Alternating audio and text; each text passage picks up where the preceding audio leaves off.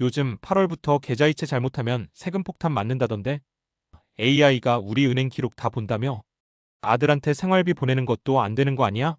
이런 얘기 혹시 들으셨나요? 많은 분들이 불안해하고 계신데요. 특히 가족 간의 돈거래가 많은 우리 시니어분들은 더 걱정이 많으실 것 같아요. 이런 소문들 때문에 아들, 딸한테 용돈 주는 것도 망설여진다는 분들도 계시더라고요. 저도 주변에서 그런 이야기 정말 많이 들었어요. 하지만 결론부터 말씀드리자면 이 모든 내용은 국세청에서 근거 없는 소문이라고 공식적으로 밝힌 가짜뉴스입니다. 그래서 오늘은 도대체 왜 이런 이야기가 나왔는지, 앞으로 우리는 어떻게 해야 하는지 차근차근 설명해 드릴게요. 요즘 AI가 전 국민의 모든 계좌 거래 내역을 실시간으로 감시하고 분석하고, 심지어 자녀 용돈, 부모님 생활비 등 명목이 어떻든 상관없이 무조건 증여로 잡힌다는 오싹한 소문들이 유튜브나 온라인 커뮤니티를 통해 빠르게 퍼지고 있습니다. 왜 세금 폭탄 이야기가 나왔을까요?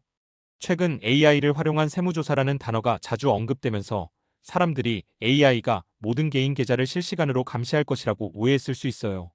마치 AI가 돈의 흐름을 다 지켜보고 세금을 칼같이 매길 거라는 막연한 불안감에다가, 세금 문제는 일반인에게 복잡하고 어렵게 느껴지는 분야라서 잘못된 정보가 나와도 쉽게 믿게 되는 경향이 있어요.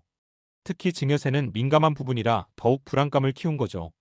그리고 실제로 은행들은 일정 금액 이상의 현금 거래나 의심스러운 금융 거래가 있으면 금융정보분석원에 자동으로 보고하도록 되어 있어요. 이건 8월부터 새로 생긴 게 아니라 아주 오랫동안 계속되어 온 시스템이랍니다. 탈세나 자금 세탁 같은 불법 행위를 막기 위한 장치인 거죠. 그런데 이런 기존 제도가 마치 8월부터 도입되는 AI 감시인 것처럼 과장된 것으로 보여요. 또 부모님이 자식에게 큰돈을 줄 때 내는 증여세라는 세금도 옛날부터 있었고요.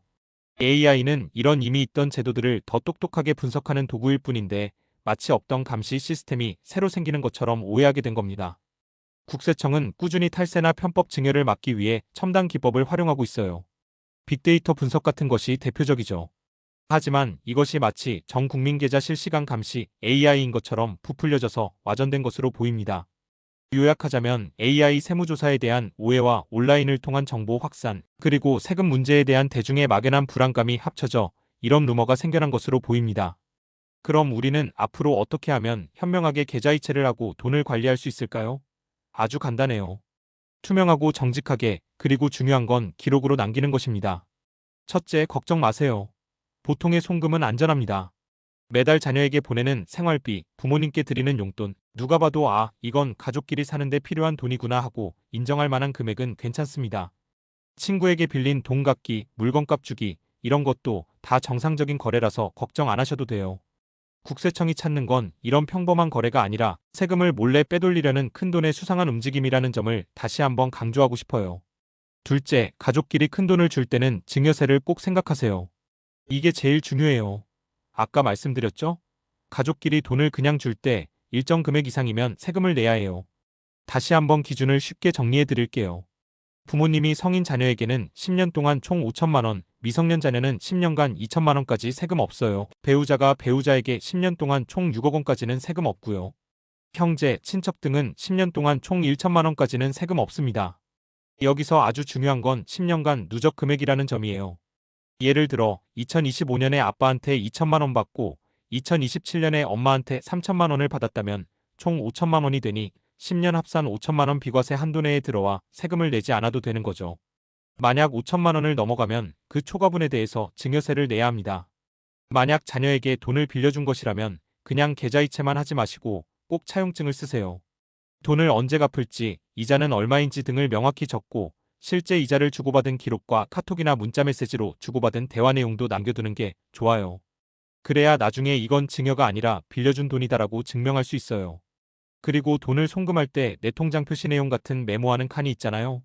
거기에 아들 7월 생활비, 친구 결혼 축의금, 어디 물품 대금, 엄마 8월 병원비 이런 식으로 적어두세요. 나중에 세무서에서 이 돈은 왜 주고받았나요? 하고 물어볼 수도 있어요. 이럴 때 당황하지 않으려면 미리 기록을 남겨두는 게 좋아요. 셋째, 세금에 대한 정확한 정보는 국세청 홈페이지나 금융감독원 같은 공식 기관의 발표를 확인하는 게 제일 정확하고 안전합니다. 넷째, 만약 내 상황이 좀 복잡하거나 궁금한 점이 많다면 주저하지 말고 세무사나 변호사 같은 세금 전문가에게 직접 상담을 받아보는 것이 좋습니다. 만약 비과세 한도를 넘는 금액을 증여할 계획이라면 숨기지 마시고 제대로 신고하세요. 숨긴다고 국세청이 모르는 건 아니거든요. 나중에 발각되면 훨씬 더 큰 가산세를 물게 됩니다. 이제 조금은 안심이 되셨나요? 불필요한 걱정은 내려놓으시고 올바른 정보를 바탕으로 현명하게 여러분의 돈을 관리하시길 바랍니다.